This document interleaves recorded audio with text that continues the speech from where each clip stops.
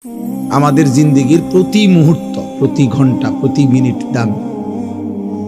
রাসূলুল্লাহ সাল্লাল্লাহু আলাইহি ওয়াসাল্লাম বলছেন, বৃষ্টির প্রতি ফোঁটা সমান দাম। মনে করেন বৃষ্টির পানি, 10 মিনিট বৃষ্টির পানি পড়ছে, তাহলে এখন প্রথম ফোঁটা আর শেষ ফোঁটা তো বেশি দামি কোনটা, কম দামি কোনটা? একই দাম, একই হিসাব, প্রতি ফোঁটা সমান মূল্যবান। ঠিক আমাদের হায়াতের প্রতি সেকেন্ড সমান দাম। আরবিতে বলা হয় আল ওয়াক্তু আনফাসুন লা তাউদু। আরবিতে বলে যে সময় হচ্ছে নিঃশ্বাসের মতো, যা আর কখনো ফিরে না। কোনো নিঃশ্বাস আর ফিরে না। কোরআনুল কারীমের মধ্যে আল্লাহ তাআলা বারবার সময়ের কথা উল্লেখ করছেন।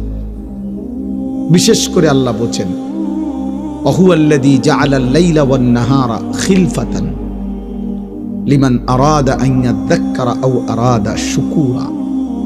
আল্লাহ তাআলা বলেন, আল্লাহই রাত এবং দিন পর্যায়ক্রমে বানান। একবার রাত, একবার দিন, এই যে সময়ের পরিবর্তন, সময় বদলায় দেখেই তো রাত আসে, দিন আসে। আল্লাহ তাআলা বলেন এটা পর্যায়ক্রমে আল্লাহই করেন। কেন? লিমান আরাদা আন ইয়াযাক্কারা আও আরাদা শুকুরা। প্রতি ঘন্টা, প্রতি মিনিট আমার বান্দা যেন আমাকে স্মরণ করতে পারে, আমার কৃতজ্ঞতা, শুকর আদায় করতে পারে।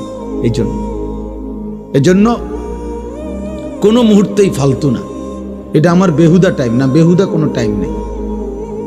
এটা আমার অপ্রয়োজনীয় টাইম না, এমন হইতেই পারে না। এটা আমার অবসর টাইম না, না। মুমিনের আবার অবসর টাইম কি? কোনো অপশন নাই। কোরআনুল কারীমের মধ্যে আল্লাহ তাআলা নবী সাল্লাল্লাহু আলাইহি ওয়াসাল্লামকে বলছেন, ওয়া'বুদ রাব্বাকা হাত্তা ইয়াতিয়াকাল ইয়াকিন। হে নবী, আপনি আল্লাহর ইবাদত করতে থাকুন। কতক্ষণ? হাত্তা ইয়াতিয়াকাল ইয়াকিন, মৃত্যু আসা পর্যন্ত। তাহলে ছুটি কই? ছুটি আছে কোনো? বিরতি দিছেন আল্লাহ? না, মৃত্যু পর্যন্ত আপনি আপনার রবের গোলামি করতে থাকুন। ছুটি নেই। মুমিনের কোনো ছুটি হয় না, ইমানদারের কোনো বিশ্রাম নাই। বাস্তব কথা এটা। হালাল দুনিয়ার প্রয়োজন পূরণ করা, এটাও তার দায়িত্ব। আখিরাতের জন্য পুঁজি সংগ্রহ করা, এটাও তার দায়িত্ব।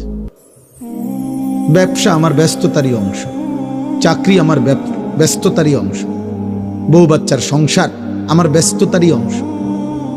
সবটাই ঠিক আছে যদি আল্লাহ এবং তার রাসূলের সিদ্ধান্ত মোতাবেক হয়।